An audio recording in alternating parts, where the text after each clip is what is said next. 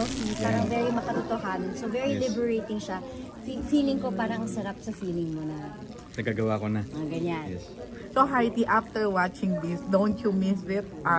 Doing film, of course. Super. Actually, miss ko talaga and I do plan to have at least one. Pero we're just waiting for the right Project. So Alden, ano naman sabi mo with the support, of course, of Heart? Wala, si Heart ever since yun. Actually, in-invite ko siya noon for the premiere, pero parang palapag pa lang siya from Paris. So, good thing na nagkaroon ng black screen. Tsaka mas okay din to, mas intimate. And ganun.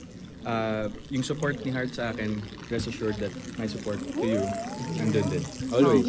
Actually, after mag-post ni Heart kanina, nabasa ko yung mga comments. Sobrang daming nag-request ng project na kayong dalawa. Malay niyo po, mag-manifest. Mag-manifest tayo. So, kung tatanungin ko kayo ngayon, like you, Alden, ano sa tingin mo yung pwede nyo kayang gawin?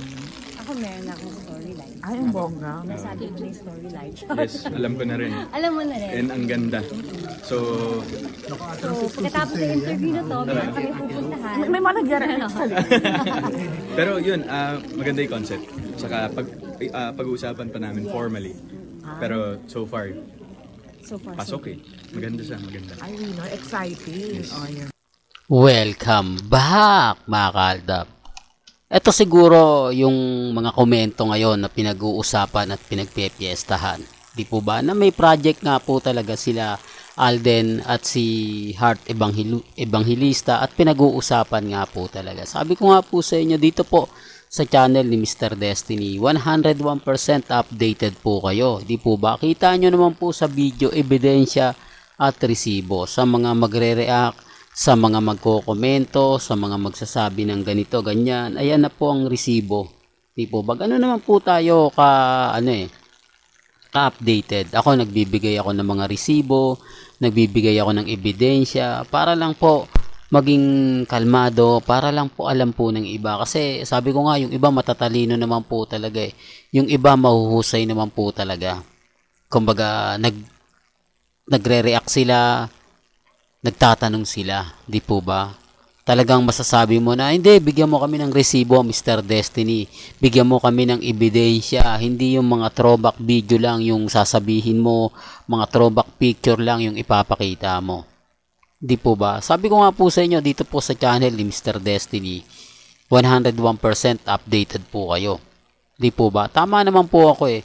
Pero ba't kaya ganun, mga kaaldab? Kapag sila nagsasabi, nagbibigay ng update, hindi na hinahanapan ng resibo, hindi na hinahanapan pa ng ebidensya, no? Maliban lang tayo kasi nga puro fake news. Fake news lang daw po tayo kaya hinahanapan tayo ng resibo. Hindi raw po totoo yung mga sinasabi natin, hindi raw totoo yung mga pinapaliwanag natin. Okay lang naman po. Di po ba? Sabi ko nga, dito po sa channel ni Mr. Destiny, may kanya-kanya tayong pananaw. May kanya-kanya tayong opinyon. Pabor man o hindi, kailangan malaman po ninyo. Kailangan maging updated din po kayo pagdating po sa social media. Kasi marami nang maglalabasan. Ako, malabo na yung project ng Aldab. Ako, malabo nang magsama sila Mengay at si Alden. Kasi gagawa sila ng pelikula. Maganda yung concept, sabi ni Alden, na talagang magugustuhan daw po ng mga manonood. At sabi nga po ni Heart Evangelista, ito yung pagkakataon niya pagbalik sa showbiz, kaya hindi daw imposible na hindi maganap to o mangyari. Pero gaya ng sinabi natin, kung yung schedule daw po nila ay talagang tatama, magkakaroon sila ng pinaka-free para gumawa ng pelikula o gumawa ng teleserye, di po ba? Depende po yan. Depende, di po ba? Pwedeng pelikula, pwede ring teleserye. O baka may mag-react na, hindi, pagka ganyan, pelikula yan, Mr. Destiny. Hindi pwedeng teleserye yan. I-remind ko lang po sa inyo, kung matatandaan nyo yung Star Up PH, di po ba? Pelikula po muna sana ang gagawin nila Bea at ni Alden Richards. Pero naudlot, napunta po sa teleserye.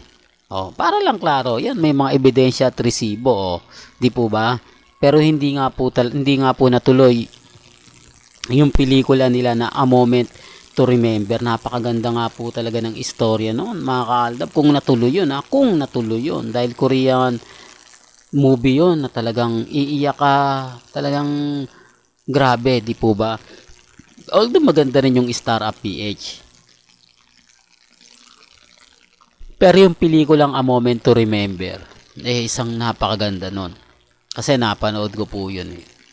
Po ba na yung isang tao na nagkakaroon siya ng amnesia o nakakalimutan niya yung nakaraan niya, kung yung asawa niya, etc. etc. Di po ba? Alam ko marami rin nakapanood nun.